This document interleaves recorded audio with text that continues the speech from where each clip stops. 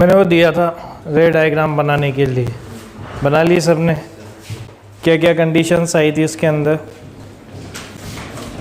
वही सेम जो उसके अंदर कॉनकेव मिरर के अंदर केसेस थे वही इसमें बन जाएंगे कॉन्वेक्स के केसेस के अंदर, ठीक है। अब देखो अपन पहला वेरिएशन स्टार्ट करते हैं बिल्कुल फ्रेश, जिसके अंदर अपने को केवल ये कैलकुलेट करना है कि फाइनल इमेज फॉर्मेशन क्या होगी और मैग्नीफिकेशन क्या होगा। तो फर्स्ट क्वेश्चन से स्टार्ट करते हैं। मान लो हमारे को क्वेश्चन के अंदर दे रखा है, अच्छा ये चीज़ ध्यान में रखना कि अब अपन ये लेंस पूरा नहीं बनाएंगे, ये ऐसे यूज़ किया जाता है ज़्यादातर। आप लोग एडवांस या किसी पेपर में ऐसा भी देखोगे कि ये वाला पार्ट अगर ऐसे दे रखा है तो ये कॉन्वेक्स लेंस बता रखा है, ठीक है। और अगर आपको ऐसा दे रखा है तो उसकी जगह वो बना देते हैं ऐसे। तो ये कॉन्वेक्स लेंस का सिंबल, ये कॉनकेव लेंस का सिंबल, ठीक। तो मान लो अपने को क्वेश्चन दे रखा है कि if a biconvex lens of radius of curvature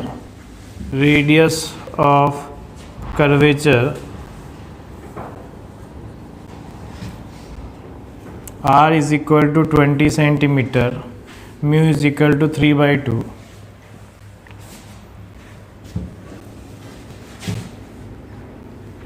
an object is placed at a distance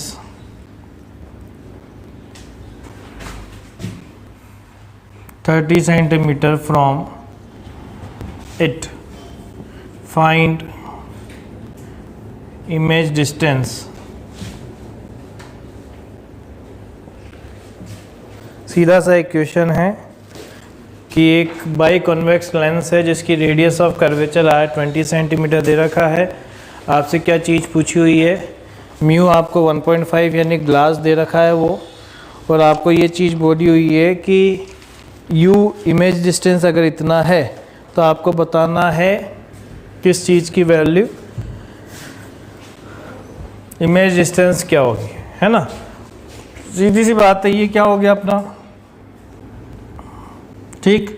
ये भी 20 है, ये भी 20 है, ये 1.5 है। यहाँ से u की वैल्यू जो दे रखी है वो 30 सेंटीमीटर दे रखी है ऑब्जेक्ट की। तो यहाँ पे अगर मैं कहूँ तो पहले तो फोकल लेंथ निकालेंगे, क्या आ जाएगा 1/f is equal to 1.5 minus 1, क्या आएगा 1/20 माइनस 1/20, यानी कितना आ गया 1/f इज इक्वल टू 1/2, और या यूँ लिख दें 0.5 इंटू ये 1/20 प्लस 1/20 कितना हो गया 2/20, 1/10। ये आ गया f की वैल्यू कितनी आ गई 20 सेंटीमीटर, है ना। अब मिरर लेंस फार्मूला लगाएंगे तो क्या जाएगा, ये आएगा 1/v minus 1/u is equal to 1/f। तो 1/v minus 1/-30 is equal to 1/f यानी 1/20। क्या आया 1/v is equal to 1/20 minus 1/30, कितना आ गया ये 3 - 2 डिवाइडेड बाय 60। तो v की वैल्यू क्या आ गई 60 सेंटीमीटर। यानी अब बात करते हैं किसके बारे में, क्या क्या कमेंट करोगे, ऑब्जेक्ट कैसा, रियल, है ना। अगर ये इरेक्ट रखा हुआ है तो इमेज कैसी बनने वाली है, भले मेरे को मैग्नीफिकेशन निकालना नहीं आता हो, पर मुझे ये तो चीज़ पता है ना कि ये फोकस से उधर रखा हुआ है दूर, और फोकस से दूर होगा, जब तक फोकस से और पॉइंट के बीच में नहीं आएगा इरेक्ट इमेज बनने के चांसेस नहीं है। तो अगर जो भी इमेज होगी अगर इरेक्ट होगी तो वो क्या हो जाएगी, इन्वर्टेड हो जाएगी। अगर इन्वर्टेड होगी तो इमेज क्या बन जाएगी, इरेक्ट। मतलब जो भी मैग्नीफिकेशन आने वाला है वो नेगेटिव आने वाला है corresponding to the object height, ठीक। अब दिमाग में आता है कि मान लो मैग्नीफिकेशन भी पूछा जाए तो उसका क्या करें, तो उसके लिए सीधी सी बात है, जैसे मान लो कि ये मैग्नीफिकेशन का भी अगर अपने को निकालना हो तो कैसे कि मान लो कि ये ऑब्जेक्ट है ना, ये अपना ऑब्जेक्ट हो गया जिसकी हाइट कितनी हो गई HO अपन बोल देते हैं, ये A और ये B हो गया, ठीक।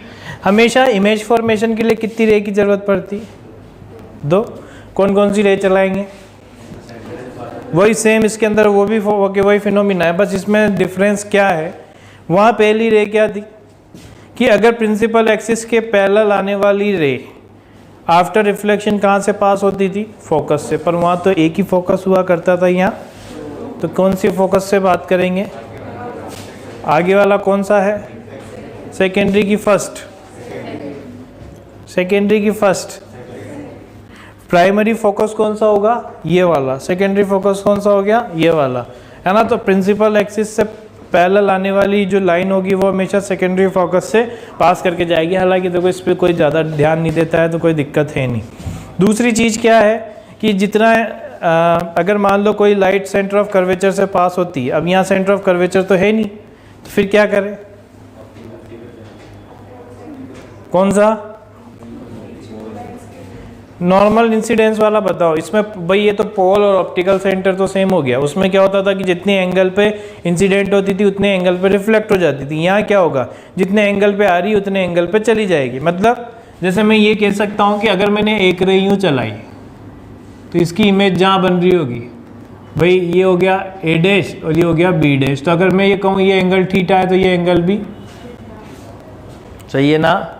और दूसरा, अब ये तो एक रे है, पर आप एक रे से ये चीज़ थोड़ी ना कह सकते हो। दूसरी रे कौन सी, चलो, the ray parallel to the principal axis, the ray parallel to the principal axis after refraction passing from focus. तो यहाँ पे कहीं इसका फोकस होगा, तो यहाँ पे हमने उसको उससे पास करवा दिया, ठीक है। तो ये हमारी इमेज बन गई, ठीक। अब क्या करना चाहिए मुझे, कौन कौन से दो ट्राइंगल है जो सिमिलर हो सकते हैं, और क्या अपन क्या क्या कह सकते हैं। देखो मैग्निफिकेशन के लिए क्या करूं, सीधी सीधी सी बात दिख रही है, ये क्या है, ऑब्जेक्ट डिस्टेंस, है ना, जिसे मैं क्या कह सकता हूं, u। ये क्या है, इमेज डिस्टेंस, जिसे क्या कह सकता हूं, v। अच्छा, और क्या चीज मेरे को, देखो कौन कौन से दो ट्राइंगल सिमिलर दिख रहे हैं, ट्राइंगल ए बी ओ, ये ओ बोल देते हैं optical centre, similar to triangle A dash B dash O, ये बी डैश है ना। तो क्या लिखेंगे भाई कि भैया ए बी बटे O B is equal to A dash B dash बटे ओ ए डैश, सही है। वैसे तो मैंने ये उल्टा लिख दिया, यहाँ बी डैश आना चाहिए, यहाँ ए डैश आना चाहिए, तो यहाँ पे ये आएगा, ठीक है। ए बी का मतलब क्या है, एच ओ, और ओ बी का मतलब, ठीक है, ए डैश बी का मतलब, है ना। पर यहाँ माइनस का भी ध्यान में रखें, और यहाँ क्या आएगा, ओ बी डैश वी। जब अपन विथ साइन पुट कर रहे हैं तो यहाँ पे जब आप फॉर्मूले में विथ साइन पुट करोगे तो आंसर उस अकॉर्डिंग आ ही जाएगा। देखो इसका, इसने मेरे से पूछा था, उसका डाउट भी क्लियर कर दूं कि अपन विथ साइन पुट कर रहे हैं तो क्वेश्चन के अंदर फिर अपने को पुट करने की ज़रूरत ही नहीं है विथ साइन, अपन डायरेक्ट वैल्यू डाल दें।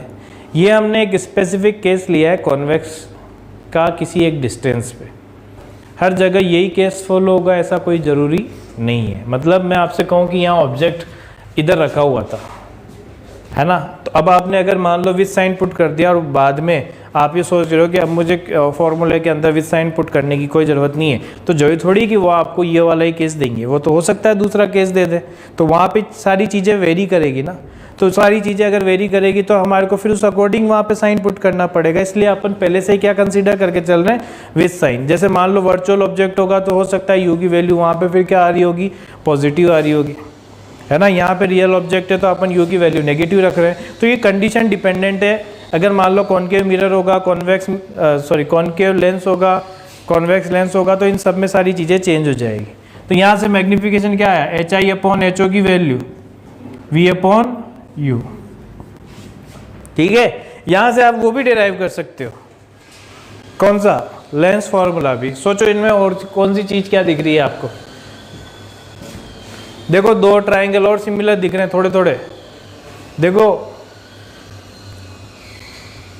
भी बनते हुए दिख रहे हैं दो ट्राइंगल। ये कितना है, एफ है या नहीं है। तो अगर मैं यहाँ पे कहूँ ये ए बी है तो ये भी तो ए बी हुआ ना, हाँ, और ये f है, तो मैं चाहूँ तो इससे लेंस फॉर्मूला भी डिराइव कर सकता हूँ। देखो क्या आ जाएगा कि triangle A B F is similar to triangle A dash B dash F. क्या लिखोगे कि ए बी बटे O F is equal to A dash B dash बटे एफ बी डैश, लिख सकते हैं ना। तो यहाँ से क्या जाएगा, ए बी बटे A dash B dash is equal to O F बटे एफ बी डैश। तो अब यहाँ देखो वैल्यू पुट करते हैं। ए बी की वैल्यू कितनी है, एच ओ, ठीक। ए डैश बी डैश की वैल्यू कितनी है, माइनस एच आई, सही है। अच्छा यहाँ पे क्या आ जाएगा, वैल्यू ओ एफ की कितनी होगी, एफ, और एफ बी डैश की वी माइनस है, ठीक है। अच्छा minus H I upon H O की वैल्यू कितनी आएगी, कहाँ गया यार, minus H I upon H O, तो क्या आ जाएगा, minus V upon is equal to F upon, ठीक है। तो यहां से इसको क्रॉस मल्टीप्लाई करोगे तो आपका आंसर निकल जाएगा, वही 1/v। उसमें एक टर्म बनेगी, उसमें UVF से डिवाइड कर देना तो वही फॉर्मूला निकल के आ जाएगा। इससे मैंने एक और फॉर्मूला आपको बता दिया, magnification is also equal to, अब देखो मेरे मैग्नीफिकेशन की वैल्यू क्या आई, v/u, ठीक। उसकी कोई भी डिपेंडेंसी नहीं है इनसाइड मीडियम पे, that's why we use lens. आपने एक चीज़ देखी, मैग्नीफिकेशन की जो वैल्यू है वो उसके जो रिफ्रैक्टिव इंडेक्स पे कोई डिपेंडेंसी नहीं है, मतलब रिफ्रैक्टिव इंडेक्स कितना भी हो, सारी डिपेंडेंसी जो होगी मैग्नीफिकेशन की वो v और u पे होगी, है ना। आप ये कह सकते हो भाई फोकल लेंथ पे डिपेंडेंसी है। अब एक चीज़ समझना, यहाँ पे अगर मुझे ये फॉर्मूला u की फॉर्म में निकालना हो तो यहाँ क्या जाएगा, 1/v minus 1/u is equal to 1/f। तो यहाँ से 1/v minus 1/f is equal to 1/u, तो यहाँ से कितना आ जाएगा, 1/f प्लस 1/u कितना आया, 1/v is equal to f plus u upon F U. यहाँ आ गया v upon u is equal to f upon f plus u, आ गया। तो यहाँ पे पुट कर दो, मैग्नीफिकेशन कितना निकल के आया, f upon f plus u। अगर आपने ध्यान दिया हो तो वहाँ आया था f upon f minus u, और यहाँ कितना आया, f upon f plus u। इसलिए मैंने ये वाला फॉर्म, अब मान लो मेरे को आइडेंटिफाई करने के लिए, अब मिरर से और इससे थोड़ा अपन कंपैरिजन करके देखते हैं। मान लो अगर मेरे से बोला जाए रियल ऑब्जेक्ट है, तो वो थोड़ी चीज़ें अपने को याद करनी पड़ेगी। ये जो रे डायग्राम तुम्हारे को मैंने बनाने के लिए दिए थे कि क्या क्या पॉसिबल कंडीशन है, कौन सा टाइप ऑफ लेंस हो सकता है, क्या कॉनकेव हो सकता है कि नहीं हो सकता, वो वाली सारी चीज़ें है ना। तो पहले ये नोट करो, फिर अपन देखो ग्राफ से इसको एक और चीज़ मैं बताऊंगा आपको।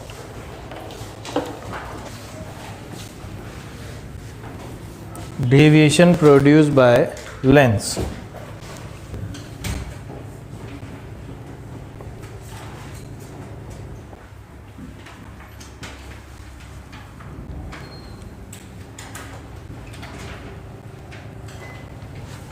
लेंस के थ्रू डेविएशन कैसे निकालेंगे, जैसे मान लो यहाँ पे कहीं पे ऑब्जेक्ट है, यहाँ से रे चली, ठीक, जिसकी वजह से फाइनल इमेज बनी यहाँ पे, किस जगह पे, ये डिस्टेंस हो गई हमारे पास v और ये डिस्टेंस क्या हो गई u, ठीक है। डेविएशन क्या हुआ, अगर अपने से पूछा जाए तो डेविएशन की वैल्यू क्या होगी, बोलो। जानी ऐसे चाहिए थी, यूं चली गई, तो यही तो डेविएशन हुआ। कौन सा वाला, ये डेल्टा। इसके लिए क्या ये अल्फा कहूँ और ये क्या हो जाएगा, यहाँ तक क्लियर। अब मुझे बताओ, तो अगर अपने लिए पूछा जाए deviation produced by lens is equal to delta, which is equal to alpha plus, but for the thin lens क्या होगा, for thin लेंस अल्फ़ा और बीटा जो होंगे वो स्मॉल होंगे, क्या लिख सकते हैं 10 अल्फ़ा प्लस 10, ठीक। अब 10 अल्फ़ा को देखो, अगर मैं ये कहूँ ये हाइट h है तो 10 अल्फ़ा क्या आ जाएगा, हैं h upon minus U plus h upon ये तो और ये बन गया h upon V minus h upon U, जिसको अपन लिख सकते हैं h 1/v माइनस 1/u, क्या निकल गया है। यानी कोई भी लेंस के थ्रू डेविएशन प्रोड्यूस जो होता है वो उसकी हाइट को अगर फोकल लेंथ से डिवाइड कर दोगे तो वो क्या आ जाएगा, उसका डेविएशन निकल के आ जाएगा, ठीक है। अब अपन कर रहे हैं पहला टाइप 1 क्वेश्चन, ठीक। टाइप 1 क्वेश्चन के अंदर हमारे से बोला हुआ है, तुम लोग नोट कर लो फिर मैं लिखा दूंगा यार, पूरा क्वेश्चन कहाँ से लिखूंगा आप।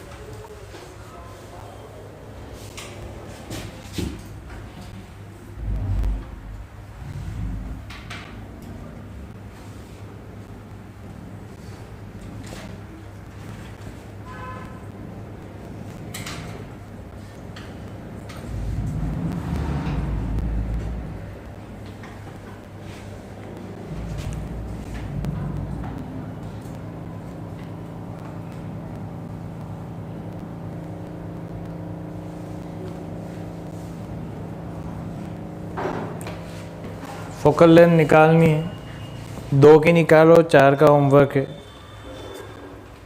मतलब ये 2 को निकाल रहा है, बाकी अगले का केवल डायग्राम ही आप उससे देख लेना।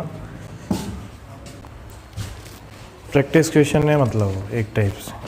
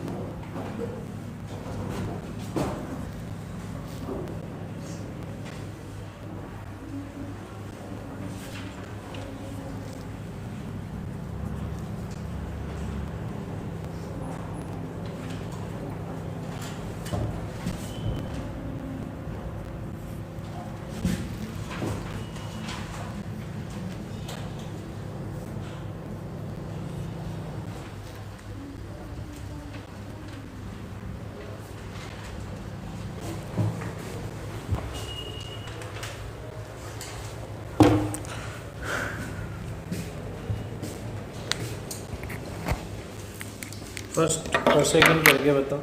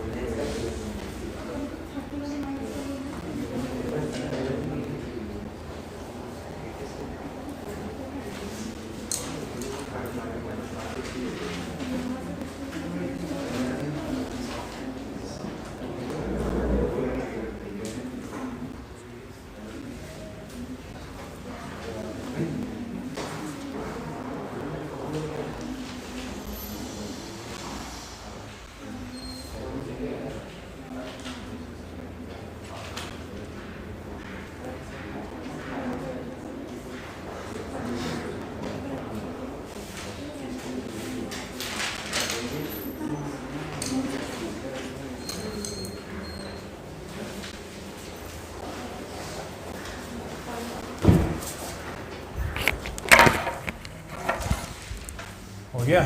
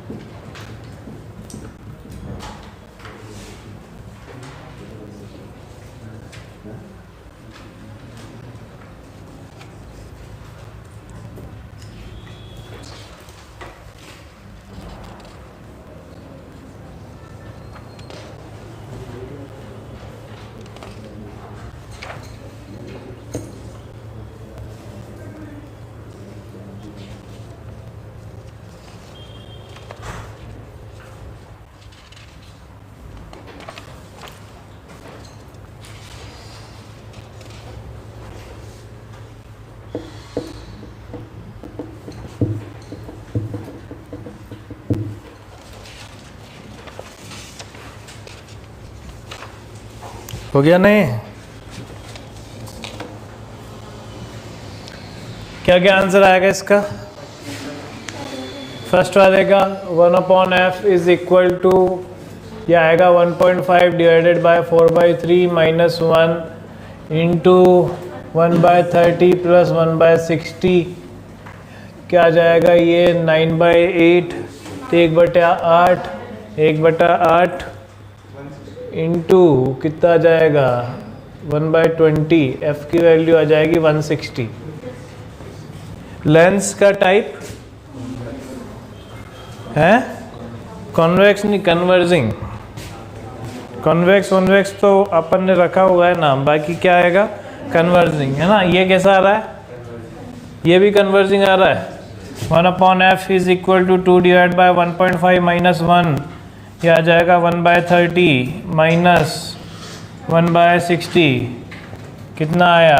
यह आ गया 4/3 में से गया तो 1/3 इंटू 1/60 तो f की वैल्यू कितनी आ गई 180। यानी ये भी लेंस कैसा हुआ? ठीक है, तो ये था पहला टाइप। चलो आगे बढ़ते हैं टाइप 2 पे।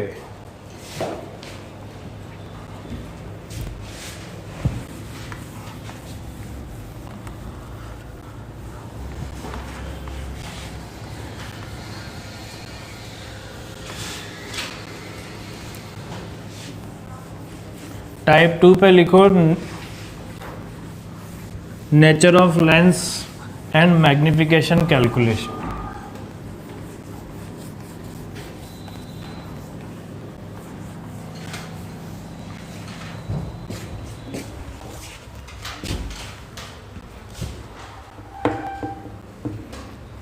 जैसे लिखो question, an object of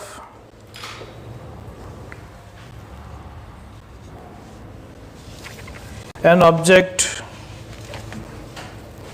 of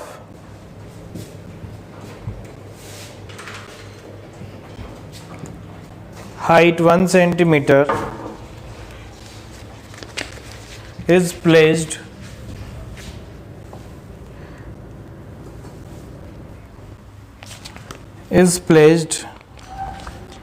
in front of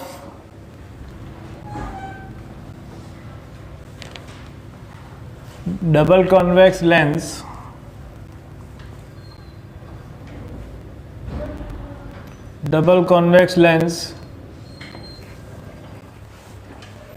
at a distance 25 centimeter having focal length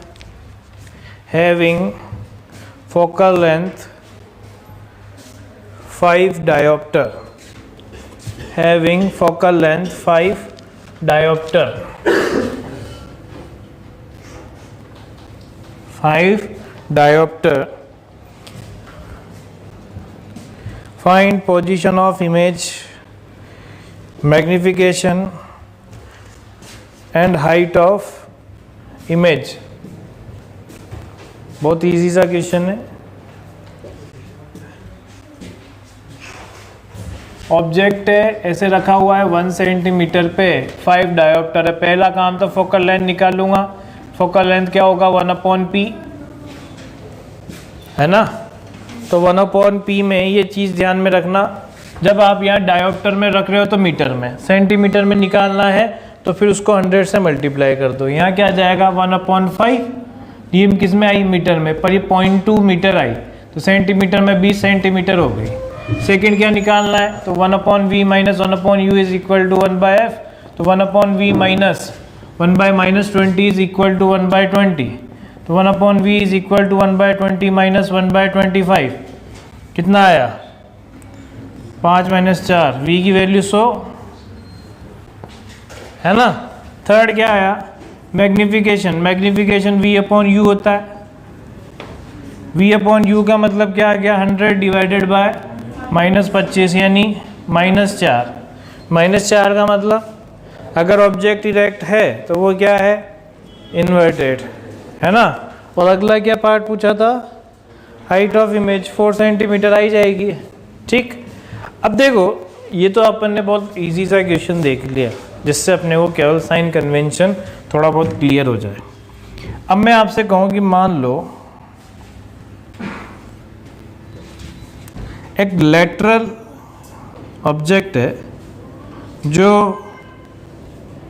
2 centimetre पे रखा हुआ है, इसकी फोकल लेंथ ही मान लेते हैं अपन तो डायरेक्ट 20 सेंटीमीटर है। ठीक, और आपको बोला हुआ है ये यहाँ से रखा हुआ है 30 सेंटीमीटर पे। तो अपने से पूछा जाए इमेज का मैग्निफिकेशन निकाला जा सकता है कैसे, इस वाले की इमेज बनाई, इस वाले की इमेज बनाई तो क्या आ जाएगा वो फाइनल डिस्टेंसेस आ जाएगी। फाइनल डिस्टेंसेस के अंदर क्या करेंगे उनका जो बीच का आप डिफरेंस ले लोगे वही उसकी लेंथ आ जाएगी। भाई आपने पहले 30 सेंटीमीटर वाले से इमेज बनाई, कहीं ना कहीं बनेगी, पास बनेगी कि दूर बनेगी, दूर बनेगी ना। अरे भाई जितना लेंस का पास वाला एंड होगा उसकी इमेज उतनी ही, तो इसका मतलब मान लो 30 सेंटीमीटर की इमेज बनी तो ये बन गया, अगर ये एंड ए था तो ये एंड क्या हो जाएगा ए डैश, ये एंड बी है तो ये ना, ये तुम लोग अपने हिसाब से इसको है कि ये हमारे पास लेंस है। ठीक, ऑब्जेक्ट यहाँ पे रखा हुआ है 30 सेंटीमीटर पे, फोकल लेंथ इसकी 20 है ना सेंटीमीटर में, और आपसे बोल दिया if object is displaced by 1 millimetre, find shift in image. तो अब क्या होगा, जो शिफ्ट है ना वो एक्चुअल में जो ऑब्जेक्ट डिस्टेंस है और फोकल लेंथ है उसके कंपैरिजन में बहुत कम है। तो जब बहुत कम होता है ना तो देखो क्या होगा, 1/v minus 1/u is equal to 1/f। तो इसको डिफ्रेंशिएट करें, क्या आ जाएगा, माइनस 1/v स्क्वायर dv, जो मैं उसमें लेंस में मैंने मिरर में आपको नहीं बताया था इसलिए मैं इसमें कवर कर रहा हूँ। यह आ जाएगा minus plus 1/u square into du is equal to 0। तो dv upon v square is equal to du upon u square. तो देखो ये क्या आया dv, ये क्या है, हल्का सा शिफ्ट, किस में, इमेज में। कितना आ जाएगा, v square upon u square, और ये du क्या है, हल्का सा शिफ्ट, किस में। तो ये वैसे भी निकाला जा सकता है जैसे अपन वेलोसिटी की कैलकुलेशन करना चाहते हैं वैसे। तो इसमें ये ध्यान में रखना, ये अब मुझे शिफ्ट निकालना है तो dv, v क्या आएगा, v कैसे निकालें, तो v बाई u की वैल्यू अभी बताई थी, f upon F plus u का स्क्वायर इंटू du, वो करते हैं, बताया था ना अभी।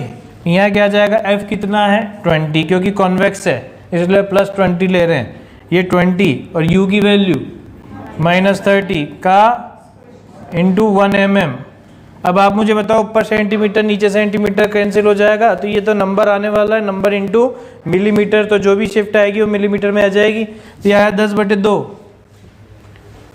यह है ना, तो ये सॉरी 20/10 कितना आया, 2 का स्क्वायर 4, यानी 4 मिलीमीटर शिफ्ट आ जाएगी किसके अंदर, इमेज के अंदर। ठीक है। अब मान लो जैसे ही अपने को क्वेश्चन बोल दिया जाता है कि केवल एक ही लेंस के अंदर देख रहे हैं, है ना, वो जैसे मैंने उसके अंदर बताया था, कौन से वाले के अंदर, वो कैंडल वाला, याद है ना, कि पहले कैंडल कहीं रखी हुई थी, मैग्नीफिकेशन कितना था 2 टाइम्स। अब हमने कैंडल को 5 सेंटीमीटर किसका दिया, मैग्नीफिकेशन हो गया 3 टाइम्स। बताओ फोकल लेंथ और उसकी कैंडल की डिस्टेंस कितनी है, ऐसे वाले कैलकुलेशन। उसमें क्या होगा, जैसे मान लो ये कैंडल रखी हुई है, मान लेते हैं इसकी फोकल लेंथ f है, कितनी डिस्टेंस पे रखी हुई है, u डिस्टेंस पे रखी हुई है।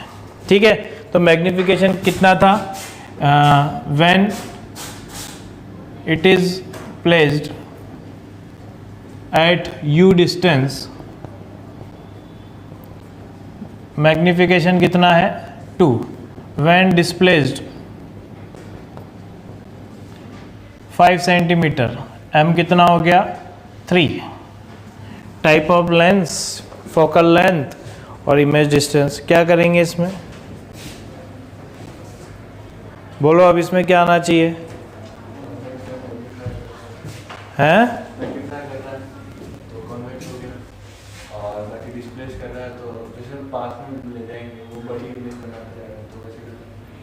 यानी किधर डिस्प्लेस किया होगा, u था तो u माइनस 5, जितना आप किधर की तरफ शिफ्ट करोगे, लेंस की तरफ शिफ्ट करते जाओगे उतनी क्या होती जाएगी, मैग्नीफाइड होती जाएगी ना। पहली इक्वेशन तो क्या बनाओगे, v अपॉन u लगाऊं कि f upon f plus u लगाऊं, ये ज़्यादा लगाओ, क्यों, क्योंकि अपने को u और f में तो रिलेशन चाहिए। तो यहाँ आ जाएगा पहला तो +2, सही लिखा है क्या मैंने,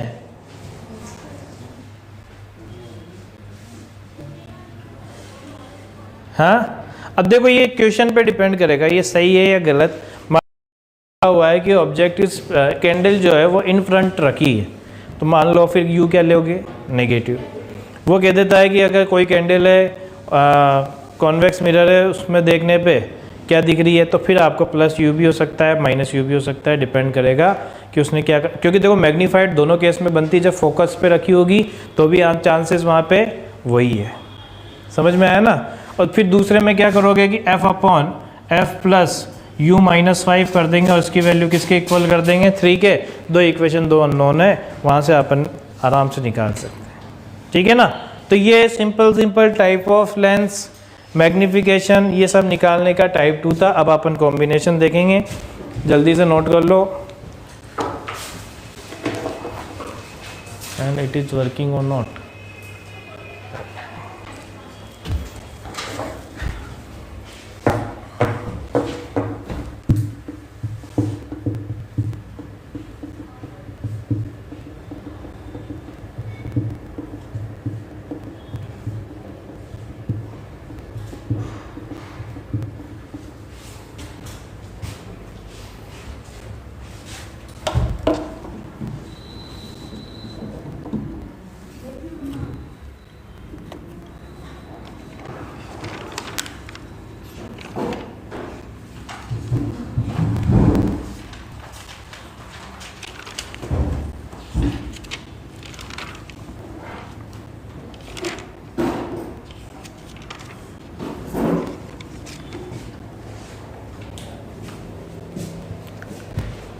लेंस पड़ा है क्या किसी के पास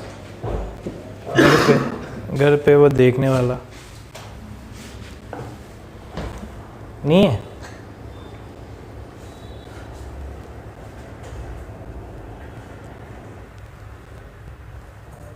मोबाइल पड़ा है क्या? वो तो सबके पास होगा।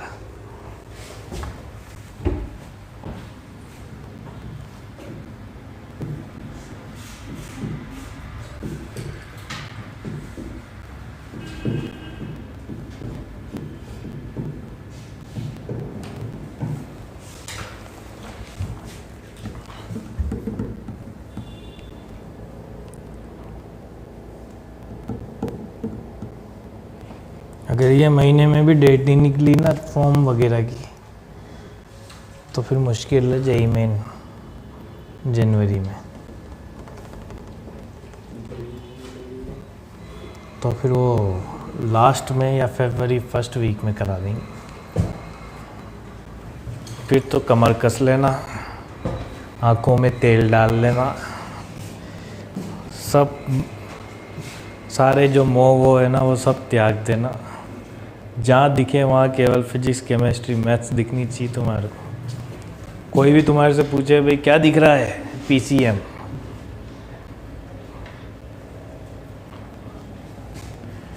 कोई भी किसी भी मटेरियल को दिखाए, क्या दिखा, एल्डिहाइड कीटोन।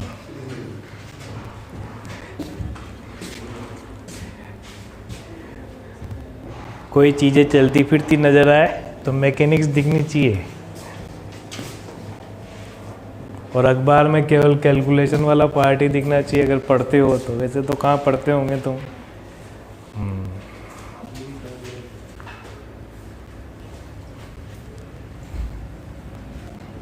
देख लेते हैं कभी कभी।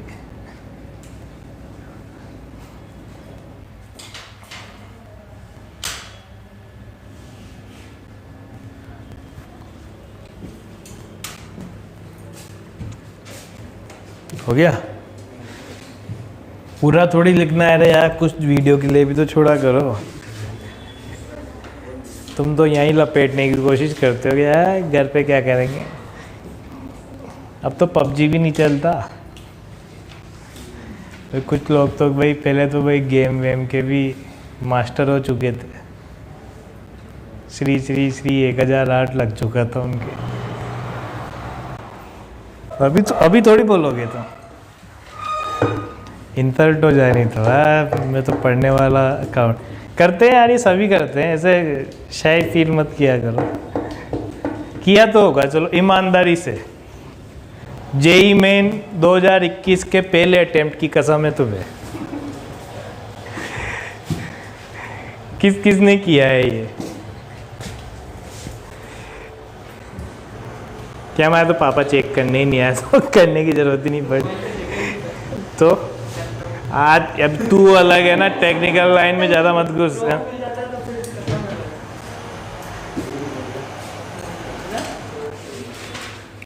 देख लो भाई, जेई मेन 2021 फर्स्ट अटेम्प्ट की कसम है। एडवांस तो बाद में आता है, पहले मेन आता है। और सोच लो अगर 21 के अंदर पहले अटेम्प्ट में कुछ नहीं हुआ तो प्रेशर लेवल सोच लो सेकंड में कितना होने वाला है। सच बता दो। अब करना भी मत, क्योंकि अब सब पढ़ रहे हैं। सब जितने भी बच्चे पेपर देंगे, क्योंकि देखो शुरुआत में ही था सबको डर, खौफ जो था ना ये वो खौफ शुरुआत में ही था। अभी भी है पर वो नहीं है। अब सबको अपने टारगेट के पीछे लग चुके हैं। और फिर तुम लोगों की चॉइस है कि तुम लोग अभी भी नहीं पढ़ रहे हो तो दिन निकाल। क्योंकि देखो तुमने देखा होगा दिन आजकल बहुत जल्दी निकल रहे हो। पहले तो नहीं निकलते थे। पहले तो तुम घड़ी देख रहे 11:30 ही गया, फिर होता था 12:30 हुई क्या, फिर बाहर बैठ लिए, इधर उधर बातें कर ली, तब भी आधा पौन घंटा ही होता था। और अब यहाँ से जाते होंगे तो दिन हो जाता होगा। खाना वाना खाते होंगे, थोड़ा सा आराम किया, जिसमें ही तो आधी शाम तक तो आप पहुँच ही चुके हो। इसलिए और सोचो दिन और फिर रात में तो अपन पढ़ ही नहीं सकते क्योंकि सर्दियाँ हैं।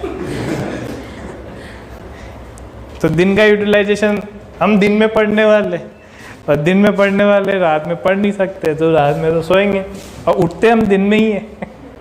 रात में सोओगे तो 10-11 बजे तुम सो गए, सुबह कितनी बजे दिन उगेगा तभी तो उठोगे, तो 6-7 बजे उठ के यहाँ आ जाते हैं। तो इसलिए अगर नहीं पढ़ रहे हो तो पढ़ लो, अब सब पढ़ रहे हैं, नहीं तो फिर बैठे रह जाना। फिर वो लोगों की बारी आएगी जो ये सोचेंगे कोई बात नहीं, मुझे मेरे में विश्वास है, सेकंड अटेम्प्ट फोड़ दूंगा। वो जो जोश है का ना, वो शुरुआत के 10 दिन रहेगा, फिर खुद ही फूट जाएगा। वो 11वें दिन अपने आप उसको दिखता है ना कि अरे यार ये सिलेबस ये वो कैसे करूँगा। इसलिए सब टेस्ट दिया करो। पहली चीज़ तो क्वेश्चन प्रैक्टिस को बढ़ा दो। आप लोग जितना हो सके ना ज़्यादा से ज़्यादा क्वेश्चन प्रैक्टिस किया करो, क्योंकि क्वेश्चन प्रैक्टिस आप लोग नहीं करोगे तो फिर अल्टीमेटली क्या आना है, आने तो क्वेश्चन ही है। इसलिए उस चीज़ का ध्यान में रखा करो। चलो टाइप 3 लिखो, lens plus mirror combination. Lens plus mirror,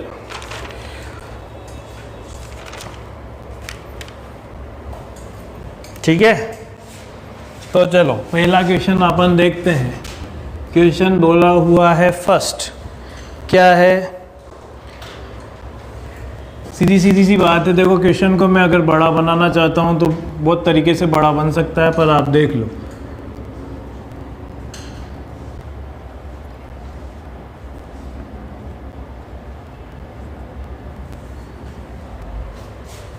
ठीक है, ये आपको दे दिया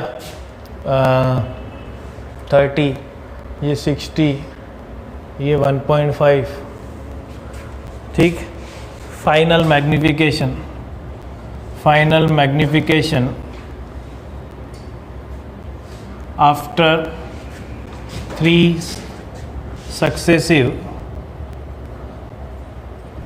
refractions first from M1। क्या होगा? अब पहले तो देखो इसकी फोकल लेंथ निकालनी पड़ेगी। क्या आएगी?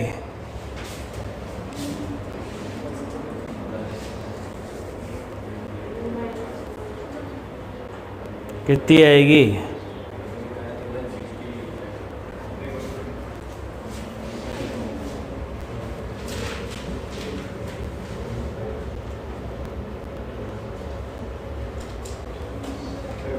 बीस आएगी ना यार, इतने रिजल्ट निकला चुका हूँ मैं तुम्हारे को, बार बार जाने क्या सोच रहे हो। ये स्टैंडर्ड जो मैंने उसमें बताया था ना, याद नहीं था क्या? वो एक एग्जांपल बता रहा था बार बार, U30 वो मिरर के अंदर मैंने कहा था याद कर लो, अपन एक ही स्टैंडर्ड की उसमें कर रहे हैं, तो वाली चीज़ अब तुमने निकाला होगा वही आई होगी, 20 ही आएगी। अब तुम इधर से काउंट करो या उधर से काउंट करो, करोगे तो ऐसे ही कि 1.5 माइनस 1/60 माइनस 1/30, तो आ जाएगा 1/2 इंटू 3/60, तो कितना आ गया ये आएगा क्या 40।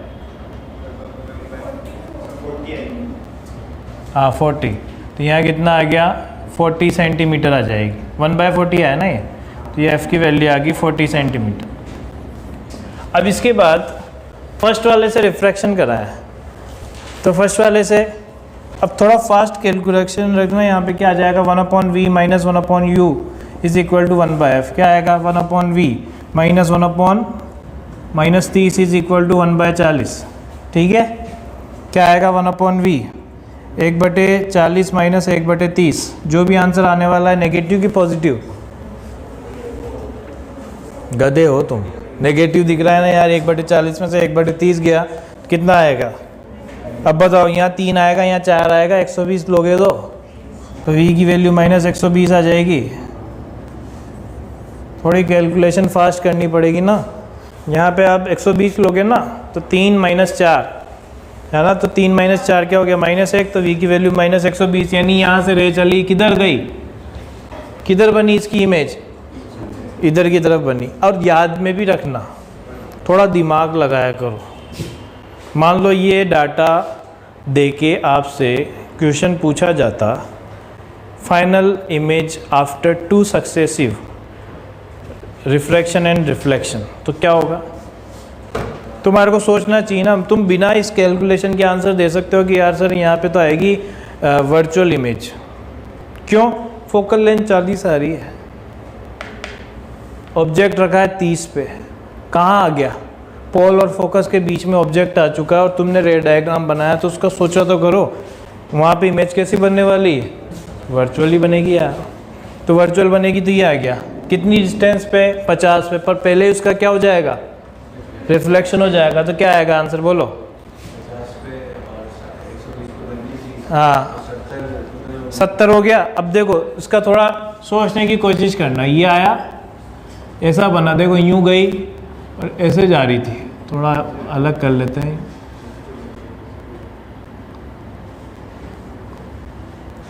ठीक, इसके पहले इसका क्या हो जाएगा? तब ये तो पहले से ये भी 50 ही है। यहां से आगे बढ़ाते तो कहां पे बनती इसकी इमेज? प्लेन मिरर ने क्या कर दिया? रिफ्लेक्ट कर दिया। रिफ्लेक्ट करते क्या कर दिया? 70 पे बनाएगा वो, तो वापस से इमेज पे 70 पे है तो 70 पे ही इमेज। तो इससे कितनी डिस्टेंस हुई? 20। पर ये इसके लिए क्या काम कर रहा है? अब कौन सा ऑब्जेक्ट? वर्चुअल। बात समझ में आई नहीं है? यही सबसे ज्यादा गड़बड़ी होती है। ध्यान से समझो। यहां से रे चली यूं गई, यहां से रे चली यूं गई, ठीक, फिर रिफ्लेक्ट हो गई। रिफ्लेक्ट हो गई तो पहले रिफ्लेक्ट हो गया, तो ये वाली जो इमेज थी इसके लिए किसका काम कर रही थी? ऑब्जेक्ट का। और ऑब्जेक्ट को ये किस टाइप की इमेज थी? प्लेन मिरर के लिए मुझे बताओ ये किस टाइप की इमेज थी? जब रे आती हुई नजर आती तो ये वाली कैसा बना था? वर्चुअल ऑब्जेक्ट बना था ना। इसकी ये कैसी भी इमेज बनाने की कोशिश करेगा? रियल। तो इसने इसको इधर की तरह रिफ्लेक्ट किया, पर यहाँ कहीं पे इसकी इमेज बना था, उसके पहले ही आपके एक लेंस और टपक गया 50 की डिस्टेंस पे, टपक गया ना। तो इसका मतलब इसके लिए तो रे आती हुई नजर आ रही है ना। तो ऑब्जेक्ट, ये वाली जो इमेज है वो लेंस के लिए क्या काम कर रही है? ऑब्जेक्ट का। वो कौन सा ऑब्जेक्ट बन रहा है? वर्चुअल ऑब्जेक्ट का। तो मैं यहाँ u लिखूंगा तो पॉजिटिव कि नेगेटिव? तो यहाँ क्या लगा दो? 1/v minus 1/u is equal to 1/f। तो 1/v माइनस u की वैल्यू क्या लिखूंगा? 1/20। 1/f कितना आया था? 1/v is equal to 1/20 plus 1/40 क्या आ गया? v की वैल्यू 40/3 सेंटीमीटर। अब बात करते हैं m1 की मैग्निफिकेशन। फर्स्ट वाले का मैग्निफिकेशन बताओ क्या आएगा? v/u माइनस 120/u की वैल्यू कितनी थी? -30। कितना आया? 4। m2 तो 1 ही आने वाला है क्योंकि किससे हुआ था? प्लेन मिरर से। m3 की बात करें तो m3 क्या आएगा? v/u। v कितना? 40/3। u कितना? +20। कितना आ गया? 2/3। फाइनल मैग्निफिकेशन कैसे बताया था मैंने? mnet is equal to m1 into m2 into m3। क्या आ जाएगा? 4 इंटू 1 इंटू 2/3। आंसर क्या आया? 8/3। अगर ऑब्जेक्ट सीधा था तो इमेज भी फाइनल सीधी ही आई। समझ में आ गया है ना? और क्या चीज़ समझ में आई? अगर ऑब्जेक्ट रियल था तो फाइनल इमेज कैसी थी?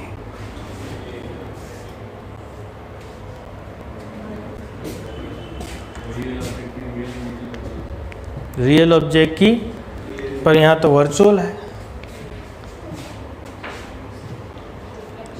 यहाँ तो वर्चुअल है, तो वर्चुअल का क्या होगा? अब बताओ, वहाँ वापस जाओ। वहाँ मैंने कॉनकेव मिरर में क्या बताया था? कॉनकेव मिरर रियल ऑब्जेक्ट की रियल इमेज, वर्चुअल इमेज दोनों बनाता है, पर वर्चुअल ऑब्जेक्ट की केवल रियल इमेज बनाता है। वर्चुअल ऑब्जेक्ट की वर्चुअल इमेज कभी नहीं बन सकती। अब जाते हैं कॉन्वेक्स मिरर पे। वो रियल इमेज की, रियल ऑब्जेक्ट की कभी रियल इमेज नहीं बना सकता था मिरर के केस में। तो वहाँ का कॉनकेव मिरर, यहाँ का क्या है? Convex lens. तो यहाँ लेंस है तो यहाँ कैसी इमेज बनेगी? भाई आपका ऑब्जेक्ट कैसा था? वर्चुअल था, तो इमेज क्या बनेगी? खत्म। आंसर आ गया मेरा। ठीक है। तो ये जो मल्टीपल रिफ्लेक्शन वाले केस होते हैं ना, मैं फिर से एक चीज़ बता दूँ, ये वाले केसेस भले लगते सीधे हैं कि यहाँ मैं फाइनल इमेज डिस्टेंस बता दूंगा, पर यहाँ पे सबसे ज़्यादा गलतियाँ होती है। ये v की वैल्यू -120 आते ही गड़बड़ हो गया। क्यों? क्योंकि दोनों के लिए पहले से ही रिफ्लेक्शन और रिफ्रैक्शन हो रहा है, तो वहाँ पे गलती मत करना, ठीक है। अब मान लो इसी केस को अपन चेंज कर देते हैं। अब तुम लोग नोट करने पे फोकस मत करना, है ना, वो तुम वीडियो से कर लेना। मान लो कि यहाँ पे ऐसा केस होता, अब मैं जिससे पूछूँ वो बताना। ये बोला हुआ है d डिस्टेंस है, ये बोला हुआ है, थोड़ा सीधा कर देते हैं इसको, 20 सेंटीमीटर है ना, और ये दे रखा है 30 सेंटीमीटर। क्या दे रखा है? 30 सेंटीमीटर। आपसे पूछा हुआ है what should be the value of d so that object and image both coincide.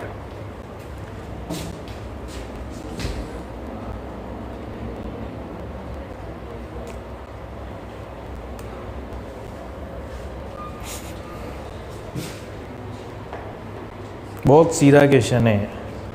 Hint ये है कि इससे सीधा क्वेश्चन कोई सा नहीं हो सकता, और मेरा आंसर आ चुका है।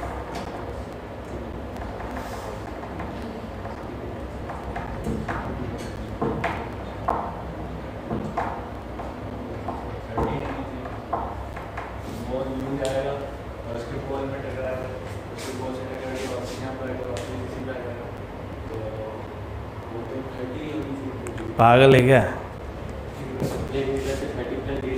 जहाँ पे भी इमेज बना रहे हो वहीं उसका पोल आना चाहिए। अरे ये यूं ही तो होना चाहिए ना यार, यूं चले, यूं जाए और यूं जाए। बताया था ना इसके पहले वाले केस में। तो इससे इमेज जो बन रही है वहाँ इसका पोल आना चाहिए ना। तो यहाँ क्या आएगा? 1/v minus 1/-30 is equal to 1/20। तो 1/v is equal to 1/20 minus 1/30। क्या आएगा यहाँ? v की वैल्यू 60 आएगी, नहीं आई? तो यही तो होना चाहिए। उल्टा करके देख लो, 1/v minus 1/-60 is equal to 1/20। तो 1/v is equal to 1/20 minus 1/60। क्या आएगा? 60। 3 माइनस 1 कितना आया? 2/60। तो v की वैल्यू 30 आई, नहीं आई? समझे कि नहीं समझे? मैंने इधर से इसको इमेज को यहाँ भेजा। अब मैंने इसके लिए क्रॉस चेक कर लिया कि क्या पता इसकी इमेज यहाँ बनती नहीं बनती। तो मैंने ये वापस से इसके लिए क्या बन रहा है?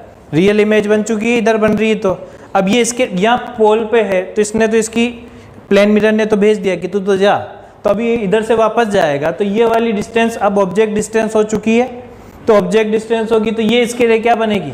Image distance. तो वही मैंने यहाँ से ये क्रॉस चेक किया है कि क्रॉस चेक करके देख लेते हैं कि v की वैल्यू 30 आती ही नहीं आती।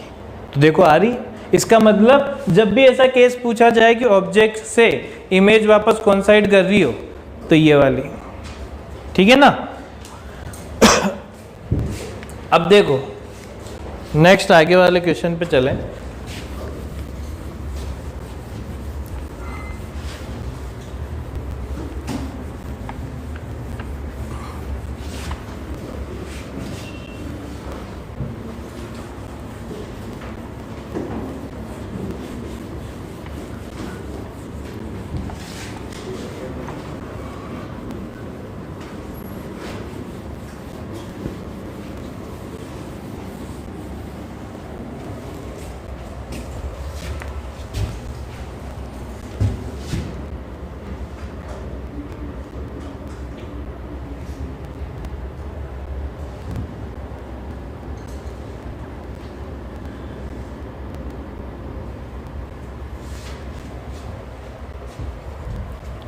आपसे बोला हुआ है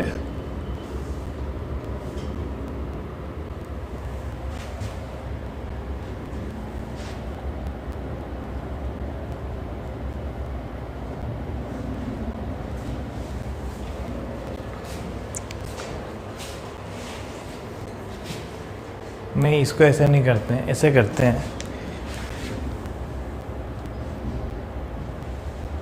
What should be the value of d so that image formed by convex lens and mirror combined coincide? समझ में आई बात?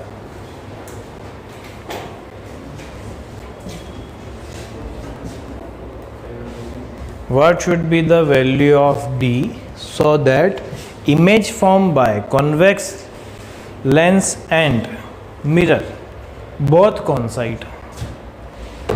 वहाँ ऑब्जेक्ट इमेज कॉन्साइड कर रहे थे, यहाँ इमेज कॉन्साइड कर रही है, मतलब एक इमेज कौन बना रहा है, कॉन्वेक्स लेंस, और एक कौन बना रहा है, मिरर. मिरर के केस में तो मुझे ज़्यादा सोचने की ज़रूरत नहीं है, पर इसके केस में ज़्यादा सोचने की ज़रूरत है. यहाँ पे यार एक काम करना, 40 कर लेना. क्यों करा मैंने 40? कोई आंसर दे सकता है? अगर यहाँ 20 होता तो इमेज इधर पहुँच जाती. अब मैं तो चाहता हूँ कि इधर की तरफ ही रहे, है ना. तो अब देखो, ये अपने आंसर क्रॉस चेक करने का एक तरीका भी हो सकता है. तरीका इन द सेंस कैसे? मान लो आपने किसी क्वेश्चन में देखा और आपको ऑप्शन में दिख रहा है नॉट पॉसिबल जैसी कोई कंडीशन है, तो आप वहाँ एक चीज़ चेक कर लिया करो कि कहीं इसका ऑब्जेक्ट जो है और फोकस के पहले तो नहीं रखा हुआ है, मतलब उधर के फोकस और इन्फानाइट के बीच में तो नहीं रखा हुआ है, नहीं तो इमेज कहाँ पहुँच जाएगी, इधर. और यहाँ प्लेन मिरर बनाएगा इधर, तो फिर वहाँ पे तो कॉन्साइड करने के चांसेस है ही नहीं. तो यहाँ क्या होगा कि भैया ये डिस्टेंस प्लेन मिरर के लिए मैं देखूँ तो ये डिस्टेंस कितनी होगी, D-30. तो क्या हो जाएगा, इसी के लिए यहाँ पे इमेज बनी तो ये क्या आ जाएगी, D-30. और यहाँ इसके लिए अगर मैं देखूँ तो ये 30 है, तो इमेज कहाँ बनाएगा, इमेज कहाँ बनाएगा ये, बोलो. ये टोटल डिस्टेंस D है, तो मेरे हिसाब से V की वैल्यू आंसर आनी चाहिए 2D-30. मेरे हिसाब से तो आंसर ये आना चाहिए, क्योंकि जब I1 यहाँ कॉन्साइड कर रहा है तो I2 को भी यही आना चाहिए, और उसके पोल्स उसके ऑप्टिकल लेंस है. और मैं अगर यहाँ बनाऊंगा तो क्या आएगा, 1/V minus 1/3 is equal to 1/40. कितने आएगा, 1/40 माइनस 1/30. V की वैल्यू -120 आ जाएगी ना. तो यूँ मत करना कि -120 के इक्वल कर दो, आंसर तो किससे इक्वल करेंगे, 120 के. क्योंकि माइनस के क्यों नहीं कर रहे, क्योंकि वो इधर ही बस डायरेक्शन बता रहा है. तो अपना आंसर क्या आना चाहिए कि 2D-30 की वैल्यू 120 के इक्वल. तो D की वैल्यू क्या आ जाएगी, 150/2, यानी कितना आ गया, 75. यानी दोनों के बीच की जो डिस्टेंस है वो कितनी होनी चाहिए, 75. ठीक. अब मान लो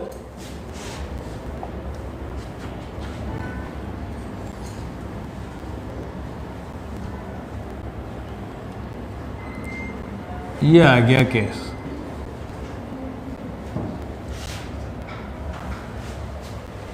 ठीक है, आपको दे रखा है इसकी फोकल लेंथ जो है वो 20 है, ये दे रखा है आपको 40 सेंटीमीटर पे, ये आपको दे रखा है इनके बीच की डिस्टेंस जो है वो 40 सेंटीमीटर है. आपको ROC इसका कितना दे रखा है, 30 सेंटीमीटर. वही final position of image after 3 successive refraction, reflection, refraction, also the magnification. मैं 3 मिनट का टाइम दे रहा हूँ, जल्दी से सॉल्व करके बताता हूँ.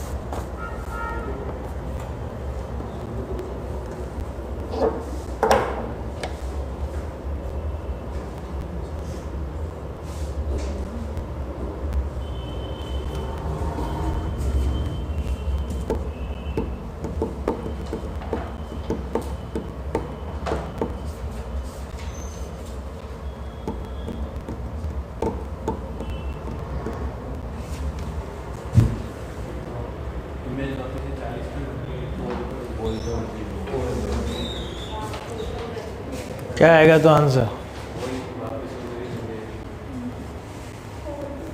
किधर पे?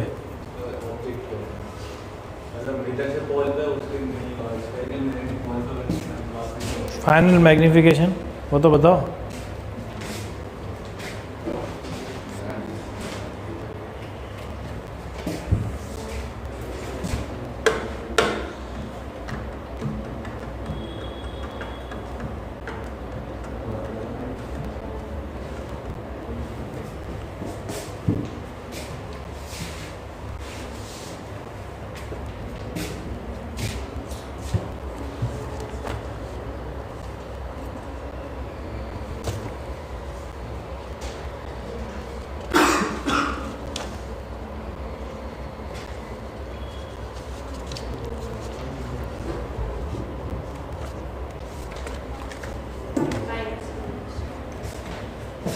फिर यहाँ से 1/v minus 1/-40 is equal to 1/20।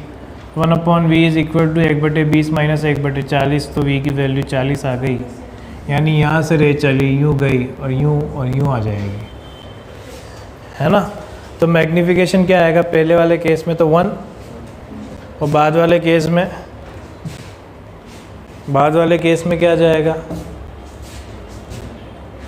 भाई? देखो फर्स्ट वाला m1 जो आएगा वो आ जाएगा 40/40। सही है क्या ये? -40 -1 आएगा। m2 कितना आएगा? 0/0। सही है ना? तो 0/0 0।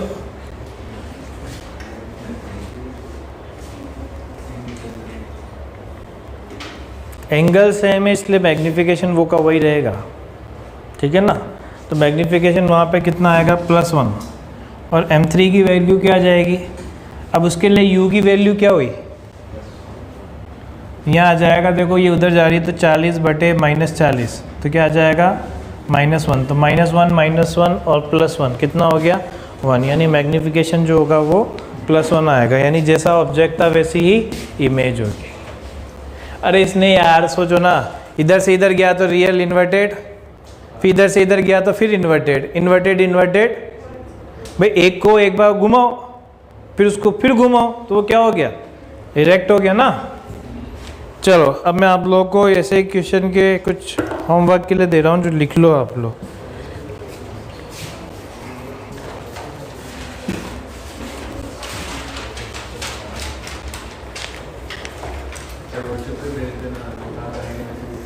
तो पीछे लिख लेना, व्हाट्सएप पे भेज देना। लिख लो जिसको लिखना है, जिसको नहीं लिखना है मत लिखो। Radius of sun 0.75 × 10⁹ metre. Radius of sun is 0.75। Radius of sun is 0.75 × 10⁹ metre. Its distance from Earth 1.5 × 10⁻11 meter. Find diameter of sun. Find diameter of sun found by lens of focal length 40. Of focal length 40.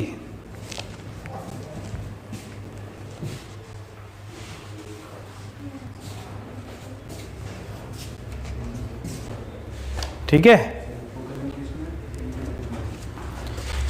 Focal length 40 centimetre है। चलो next लिखो। A diverging lens of focal length 20 centimetre is placed. A diverging lens of focal length 20 centimetre is placed कोएक्सियली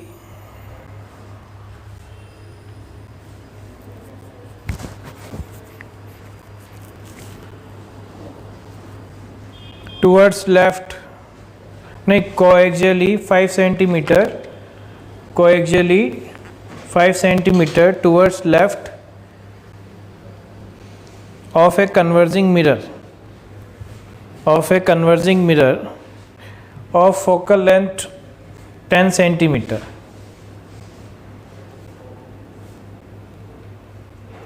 Where should an object be placed towards left of lens? Where should an object be placed towards left of lens so that a real image is found at object itself?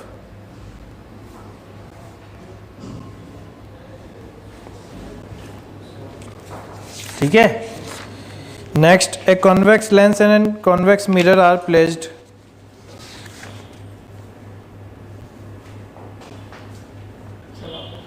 a convex lens and a convex mirror are placed 15 centimeter apart.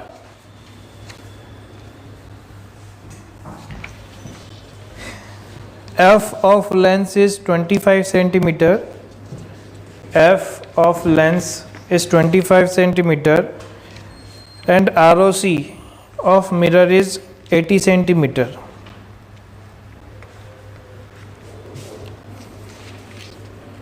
Where should a point source be placed?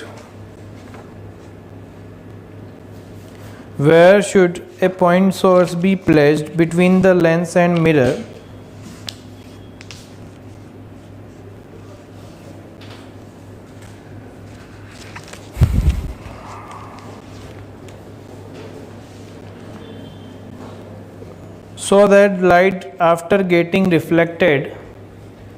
so that light after getting reflected by mirror, then getting refracted by lens,